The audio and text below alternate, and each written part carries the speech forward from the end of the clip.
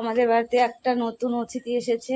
নতুন না, এর আগেও এসেছে, তবে মাঝখানে কয়েকদিন আসেনি। আজকে আবার হঠাৎ করে দেখা যাচ্ছে। তো আমি সকালবেলা ভাত খেতে দিয়েছিলাম, এসেছে দেখো। আমি ঘরটা ঝাড়ঝাঁটা দিলাম আর প্রচণ্ড গরম লাগছে, দেখো ঘেমে টেমে গেছি। তো অতিথিটা এসে শুয়ে আছে, তো চলো তোমাদের দেখাচ্ছি। দেখো কত সুন্দর করে শুয়ে আছে।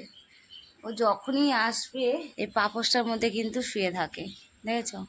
এই পাপোশটার মধ্যে শুয়ে থাকবে। আজকে পাপোশটার মধ্যে শুয়ে নেই, যেহেতু ওরও তো গরম লাগছে, সেই জন্যও কিন্তু এমনি শালের মধ্যে শুয়ে আছে। আর শীতকালে যে ঠান্ডার সময় যখন আসতো তখন কিন্তু পাপোশের মধ্যে শুয়ে থাকতো, কিংবা আমাদের যে জামা কাপড় মেঝের মধ্যে থাকতো, জামা কাপড়ের মধ্যে শুয়ে থাকতো, তা আরাম করে ঘুমাতো।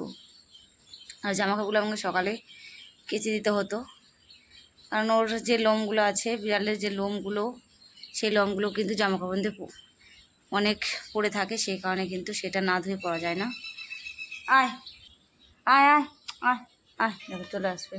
আয়, এখন এই যে ওর জন্য মুড়ি নিয়েছি, ও মুড়ি খাবে। ও সব থেকে ভালো খায় যে মুড়ি।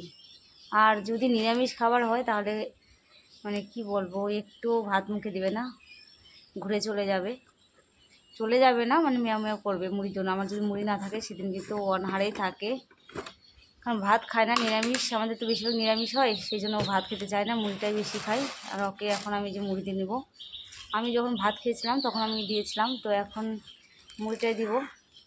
আয়, এই দেখো, দেখেছো এখানে এসে শুয়ে আছে, যে পাপোশের মধ্যে, পাপোশের মধ্যে শুয়ে আছে।